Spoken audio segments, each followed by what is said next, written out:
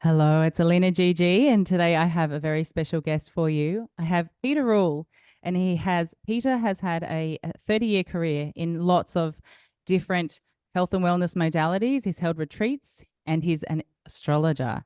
Peter, I know there's more that you've done and you're doing, so I'll let you take it away with a little bit more about who you are and what we're going to talk about today.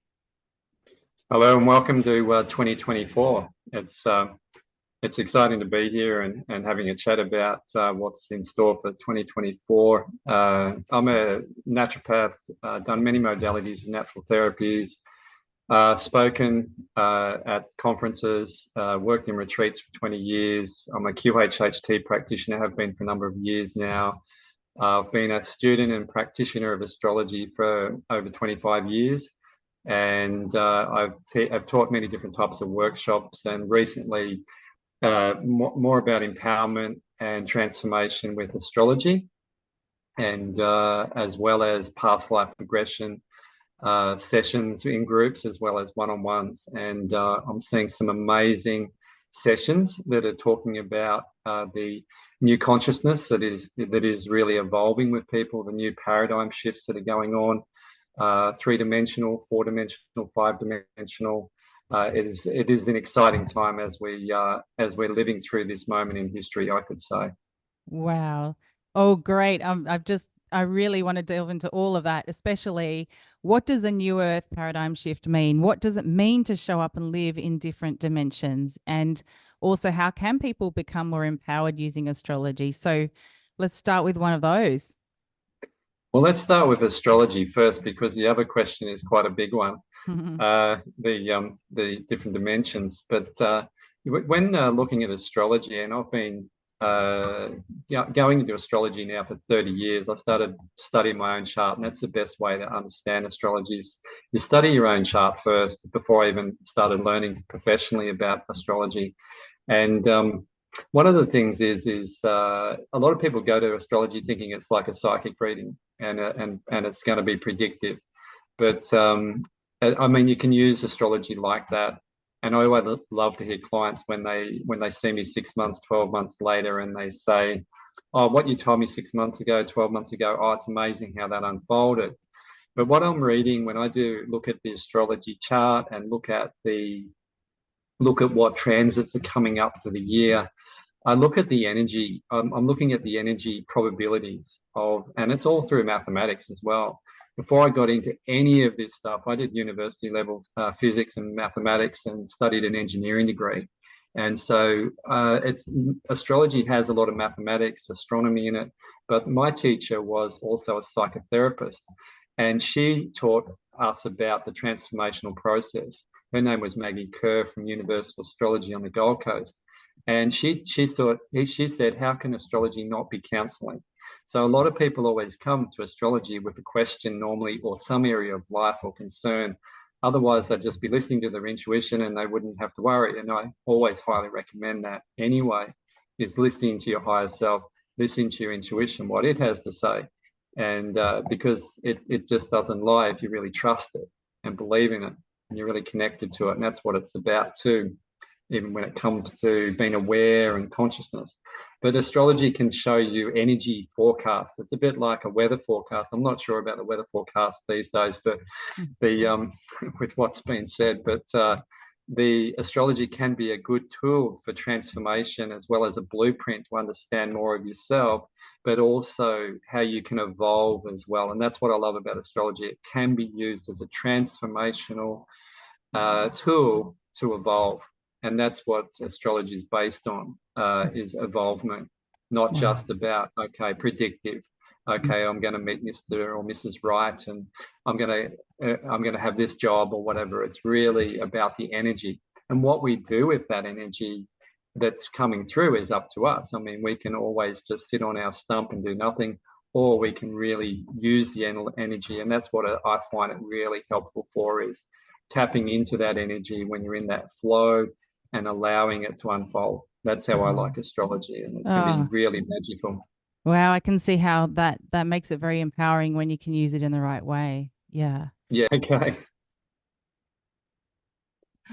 Yay. Well, But that's very empowering. Yeah, it can be really empowering. It can really, what I see too, it can really help people when they're going through different, and I've used it for years and years, astrology and even numerology too. I found numerology quite easy to do, having a mathematics background. It's just, I'll be talking to somebody about their nutrition, but they're going through some life transition, and I'll look at their numerology and I'll say, oh, you're in a 9-year completion year, and sometimes I just weave it into the conversation, not even having to talk about numerology. And I might be talking to an atheist corporate person who might statistics and black and white logic.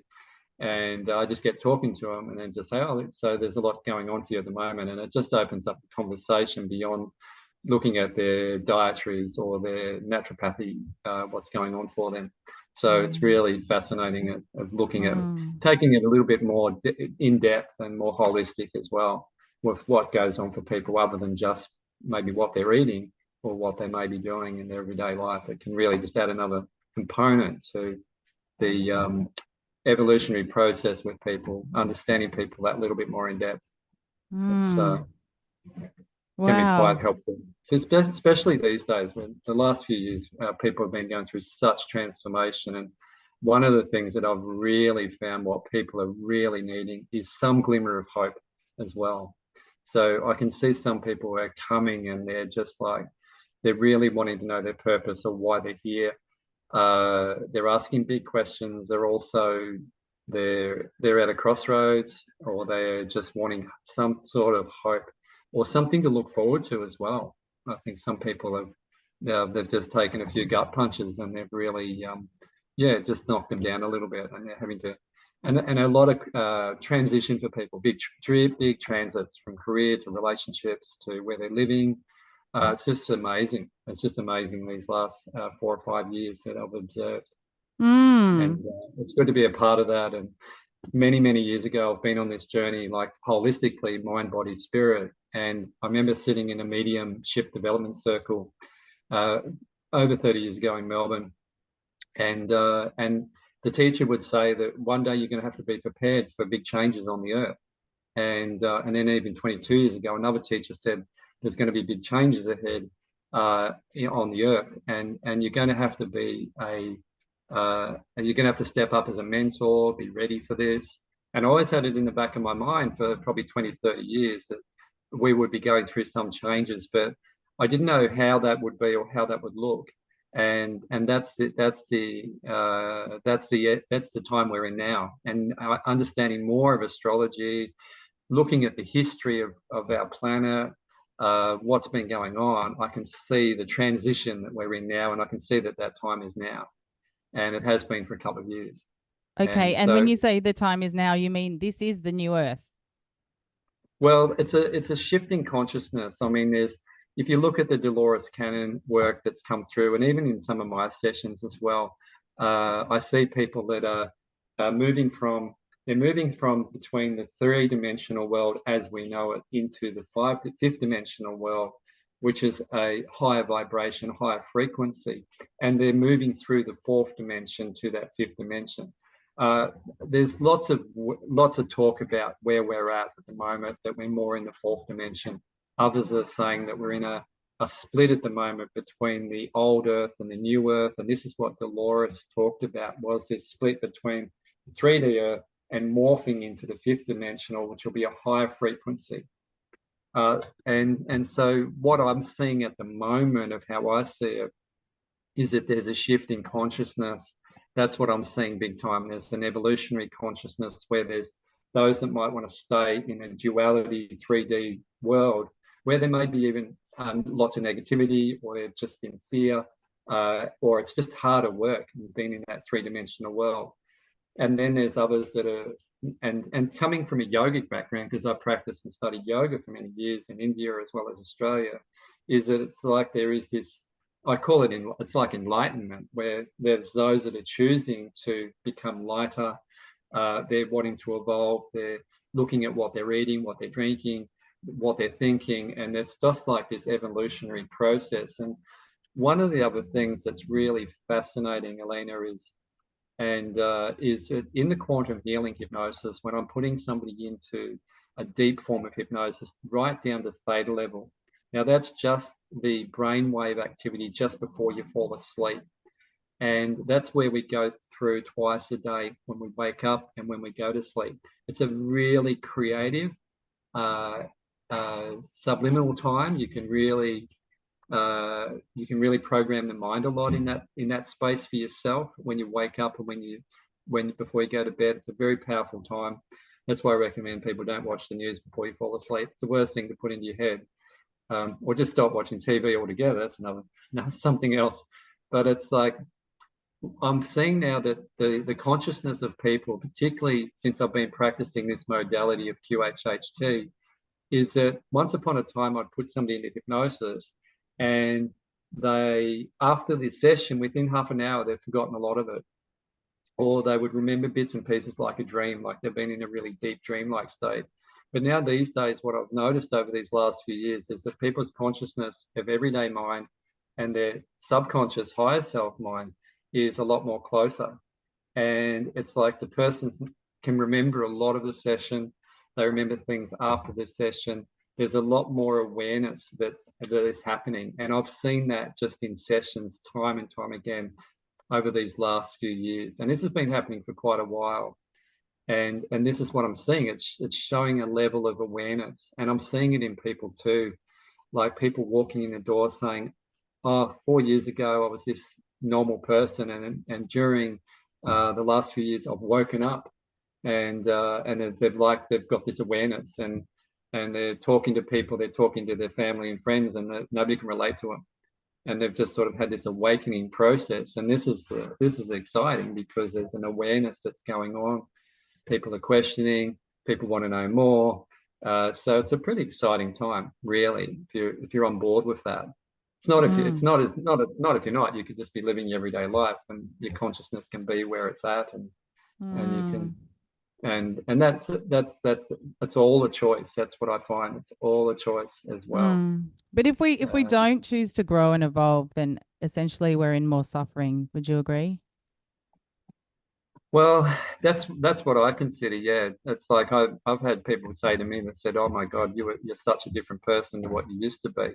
It's like even some photos look like I'm younger as I'm getting older, because it's the letting go process. And I think back to when I was, what could I say? When I was younger, it was like a wild child, wild teenager, even up into my early 20s. It was like there was this wildness that was there.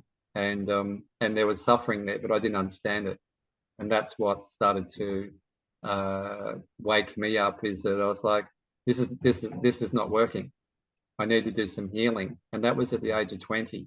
I went, I've got to do some healing work. And I didn't know what that meant. I had no idea in 1990 when I made that statement after being to Uluru after a family holiday. I made that statement. This is where I want to go. This is what I want to do. And I just need to do some healing on myself. And I didn't know how that was going to look, how that was going to unfold. So that's 34 years ago. And that's taken me around to the world to learn from healers in Brazil to gurus in India to other experts in their field, to learn different modalities, or just learn from them, even if it's short term. But it's this underlying, I suppose I think it's on there's a Greek saying or something like heal thyself. And that's one of the things I think is really important. And that's a real up and down process too, of being able to stay committed on the path and be conscious on the path. It's not linear. It's certainly, as you go through life, I feel like I started at a young age of like just wanting to grow and evolve. But people didn't understand that, particularly 30 years ago, 35 years ago. People thought I was mad. They were ringing my parents saying, is there something okay with Peter? That's how it was. Yeah. I have a similar journey. Like when I was 21 and I had a near-death car accident, I went to India to study yoga and all of that. Yeah, and got initiated with a guru and all that stuff. But like what I find coming back to the present moment is like, as as I'm personally transitioning from these within these, it's really interesting. I think I'm kind of oscillating between that third and fifth, and I'm a little bit in the Yeah, fourth, yeah, and I can observe myself, right? And it's funny yeah. because for a long time, due to spiritual practice and yoga and Mhm. meditation or just being aware, I felt like I'd really calmed my thoughts down quite a lot, and I was more just really mostly positive thoughts. And then lately, like I feel like I've gone through so much growth that there's more activation, there's more growth, and there's more stuff coming up from the like to be cleared, right? So it's just coming up, and Yeah, it's almost like then the ego grips on harder, and it just wants to put up a fight, and it just has this loop that goes over. And it's like, so I'm yeah, just observing, and then you have a shift because you keep doing the work, you will have a shift, you will break through, yeah, and yeah, but it's interesting because it's like telling myself, well, no, you're not getting it all wrong, or you're not falling off the horse. You are literally just, it's just the process. Sometimes some of yeah, that yeah. mud comes up to for clearing. Definitely, definitely. It's Mm. a good way of looking at it. That I mean, you hear this saying quite a bit when people go, or even myself, I said, "Oh, I've already worked on that," and Mm. then all of a sudden it's back up in your face again. And sometimes I feel it's like, well, there's another layer, or there's still learning to do on that, or let's just see how far I've come along. It's like that old saying of go and spend a week with your family and see how much you've evolved. Yes, that's You true. know what I And mean? yeah, absolutely. Eckhart Tolle does a like a little bit about that with his mother or something. I'm sure he said something Yeah. about that. But I just had a visual of a lady who holds retreats. She told me the other day, sorry, sister circles and women's circles, Oh, yeah. Yeah. about that when you feel like you've conquered something and then it's back in your face again. Imagine a mountain. And so when you're going around the circumference down the bottom, it's like a wider loop, and then you're going around the mountain, and Yeah. then it's narrower, so you're not really Yeah. as far away as you think, but you're Yeah. looking at that perspective. Yeah, so I thought that was really cool. Yeah. Yeah. Yeah. Definitely. Yeah. That's a really good analogy of looking at it like that. Yeah. It Mm. definitely is a journey, that's for sure. Yeah. Mm. It's feel we're in exciting times this year. Like particularly just astrologically, we've got some fairly big transformational, big planets, the transpersonal planets like Pluto and Uranus, which affect globally and affect generations, and they affect us in a big way in our. And this January, we do have a movement of Pluto moving back into Aquarius, and it'll be there for the next 8 months. And we've been in Pluto in Capricorn, which has been breaking down old systems, old structures, particularly Capricorn ruling structures. So old systems and old ways that just don't function anymore. They've served their time. And Pluto does transform things, it breaks things down, so and then rebirths them. And we did get a stint last year around March, April, May into June of Pluto in Aquarius, and then it moved back into Capricorn from June right through till now. And on the 21st of January, we'll go back into Aquarius, and we'll be there for 8 months. And so we're really going to get a bigger taste of this Pluto in Aquarius. Pluto is also about power, and it's also about transformation, and it's also about evolution as well, or growth, how we break down and rebirth and go through a dying process. It's very the ruler of Scorpio, and so it's like this whole rebirthing process. So this is humanity when it comes to Aquarius. And Aquarius is also technology, it's scientific, it's also power back to the people with Pluto going into Aquarius. So this is going to be an exciting time because we will go back into Capricorn in the end of August, and it'll be there for nearly 3 months into November, the end of November. I think it's the 20th. And then it moves into Aquarius for 20 years. So we're going to see, because this evolutionary process, Aquarius being this evolvement of people really and groups coming together to really help with the evolvement.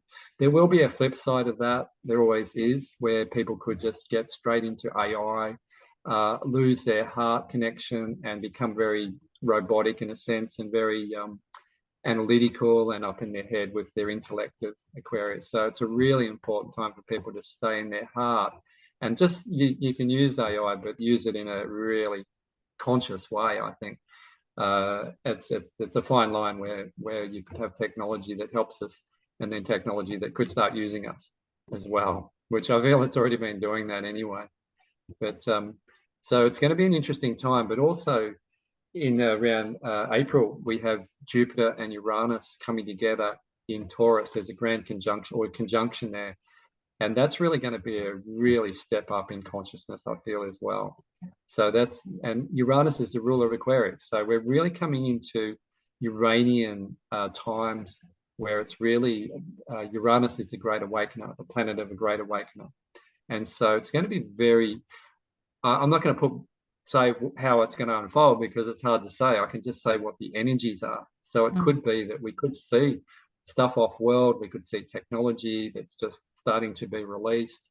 It's a very quicker year with moving into some of the air signs. Jupiter will move into Gemini later this year. I think it's around May. So there's a lot of air coming in, and air is very fast and very intellectual and very smart and moving fast. So energy is moving out of some of the Taurian and the Capricorn energies, which are earth and grounding, to this air signs. So it can be a lot of stimulation, a lot of activity that can be very distracting, and a lot of information as well. So it's really important. And I just got off the phone half an hour ago to a client, and she was saying, "Oh, there's people saying this, and there's truthers saying that, and there's what do they call them? Conspiracy theorists saying this." And I said, "Look, you need to just ground, do your practices." She's got her own practices. Do your practices. Just stop listening to the peanut gallery and listen to your own higher self, and just do your practices, because there's going to be a lot of information. There already is, and it can be overloading for people. And it's like it can be overwhelming. And I think this year we might see a bit of that. But I'm excited about this year, about what's going to unfold. I feel it's going to be more empowering for people, just individually, collectively. And in history, this is what this Pluto in Aquarius was. So last time we saw Pluto fully in Aquarius was back in the late 1700s, where we had the French Revolution, the American Revolution, the American Constitution, and the Bill of Rights all drawn up at that time. French Revolution is the power coming back from the monarchy in France to the people, the Bastille and all that information. I'm not a great historian, but I do look at it a little bit, particularly with these transits. And so it's a pretty amazing time. It's just a matter of like, can we keep the power and not give it away? Because that's what it's been going on for a long time. And this is part of the awakening process as well, is not giving our power away to some outside authority, no matter who it is being able to, and I think that's a consciousness process too, of being able to tune into our higher self, do the meditation, start listening to our body feelings, which give us what is our body telling us, our emotions, our feelings, what's going on there, and just awareness. I think this is going to be, another step up again, which I feel is awakening people to move, whether they're conscious or not, of moving into a higher frequency, higher vibration, which is to me moving through the fourth dimension, which can be very emotional too, to the fifth dimension, which is a higher frequency. But we also have to be aware too, in that fifth dimension, manifestation is a lot faster. So just before New Year's Eve, I put out a mind map, or wrote down a mind map of, okay, I want to just streamline down some of my work. Within a couple of days, I had an offer that was going to help me to do that. So it was like within about 3 or 4 days, there was like an offer on the table. Oh, do you want to do this? And I thought, oh wow, that can help streamline down doing other things. So it was just like that. That's a fast manifestation. I'm still trying to get the $2.5 million or $5 million too, but that's a bigger story. You know what I mean? It's a bigger manifestation, and that's but it certainly is. That's what happens. I mean, if we haven't sort of done the work, or we haven't cleaned up as much as we can in the third dimension, how are we going to go in the fifth dimension? That's the other thing too, which I'm realistic about. For some people, and there's different thoughts on this, but there's some that are sitting on the fence now at the moment, I feel, that are really, they're really about to step into that fifth dimension and evolve very quickly. And I see that really, I see people getting fast tracked. People have just woken up and they're just all of a sudden, they're fast tracked. Like I've been plowing along through for 30 years and I'm seeing some people just like, some of the younger people too, they're just like very quick, they're just moving very quickly. But they've still got to do some emotional processing and still got to do stuff as well. So they're learning very quickly these days. And I think it's a sign of the times as well. It's our DNA is waking up. Wow.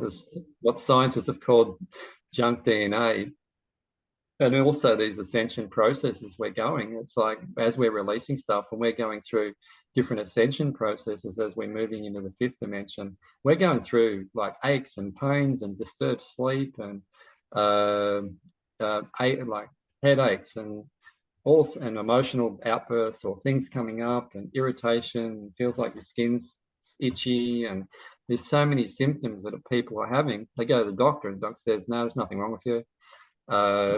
I've looked at things myself. No, there's nothing wrong with you. I've even done that. I've even had blood tests, scans, things. No, nothing wrong with you. I've done that just to be sure. Because I mean, sometimes you've still got to take notice of things. There's no ignoring. I'll put it all down to ascension symptoms. There may be something you need to look at health-wise. Yeah. But Well, that's interesting. I don't know. It's like purification, really. I mean, it's probably the similar thing. It's just Yeah, purification. In definitely. the Indian tradition, my Swami would That's it. say, Yeah, anytime anyone had a rash or itchiness or anything, oh, purification, purification. yeah.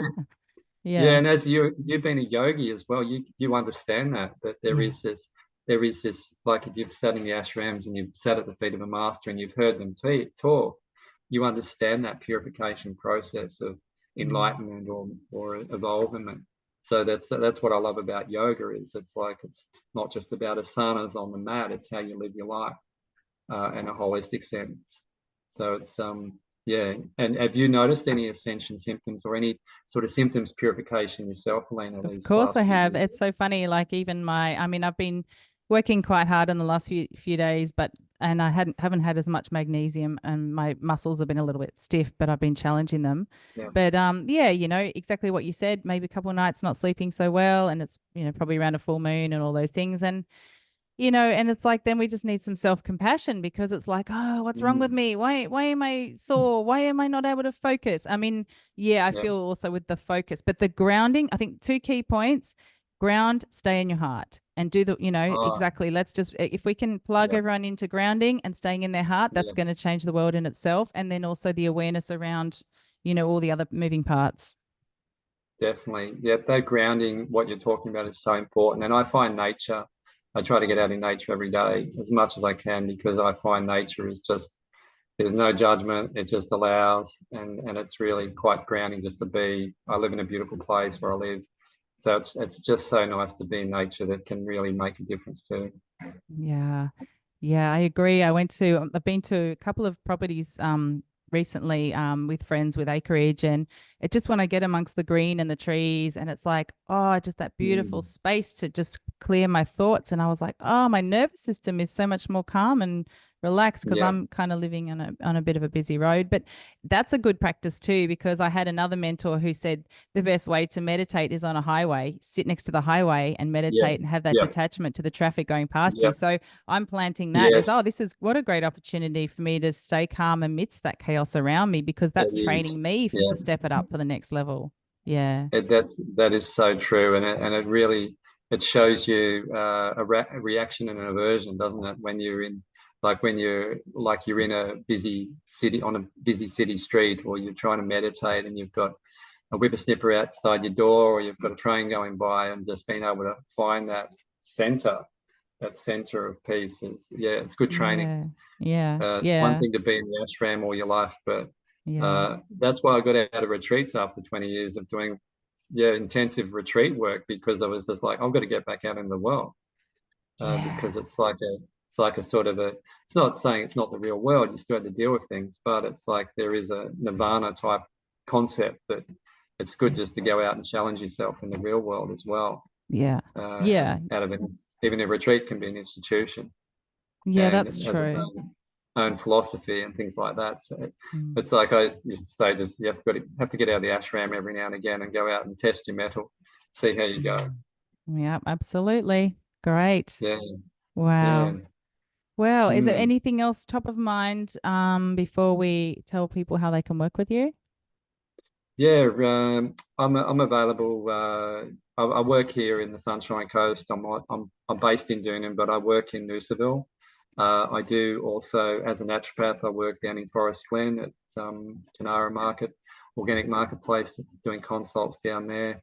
I do stuff online like astrology, but I also do I sometimes do go to people's houses if they can't physically get to me as well, just in the local area. And but I have people who are national as well, having consults online, some international occasionally as well. And but just contact me where I am, because I do have a few options of places I can work in as well. Oh, But wonderful. there's two main places I am at the moment. Great. I'll put the links up in the show notes. Yeah. Wow. Thank you, Great. Elena. So, oh, thank you so much, Peter, for joining me. And yeah, I feel like there's so much more we could even go in deeper in with the empowerment of how what we can learn and then how we can really apply it to our lives and yeah, like you said, don't just sit on your stump or be passive bystanders, right? Because it's so Yeah, tempting in this technology age as well, because I love learning and personal development and have for many yeah, years, but it's you can consume all of that. It's like, oh, I'm learning this, I'm learning this, oh wow, look at this, and bridging that information yeah, together. But it's like, okay, on a simple day-to-day level, it's like, what are the daily habits that are going to, help me yeah, raise my yeah, vibration and stay grounded and stay in my heart and not get caught yeah. up in that spinning of that information and that technology. So yeah, that was a It's good very point. easy. It's Yeah. very easy to get caught in it, and yeah, to have your practices or you keeping to your practices is really, really helpful and important, just to stay grounded. And just if you can develop your own practices and your own style of doing things, whatever that is for you, whether it's walking on the beach, whether it's meditating, mindfulness, yoga practice, tai chi, going and seeing someone, energetic healers, getting some help if you need to on a physical, emotional, mental level. Whatever you need to do, it's like just be proactive in any little way. I think it's all helpful. And yeah, but do reach out to people that you're aligned to. And yeah, just be mindful of the peanut gallery of information, because there's just so much. And you have to be discerning, particularly these days with social media. I mean, it's just people can say, oh, the negativity on the news on TV, but like you can cop a lot of fear and negativity on social media as well. And you just got to be able to go change the channel, change the channel, just just switch off and move on. Just yeah, it's really important to be mindful of what you're taking in. Believe Mm, me, it's I've fallen into that many times as well. And then I go, oh no, it's leading me down a rabbit hole. No, I don't need that. I yeah, need just to ground, be authentic, just be discerning about what feels okay to me. that's great. Great words of advice. I like to say protect your mental real estate. Yeah. Yeah. Yeah, that's really good. Yeah, yeah, it's worth your real estate's worth a lot of money these days, especially in this area. I'll tell you. Great. Oh, So good to talk to you. yes. Thank you, Peter. Talk soon. Cheers. Yeah, you're welcome. Thanks, Selena. Thank you.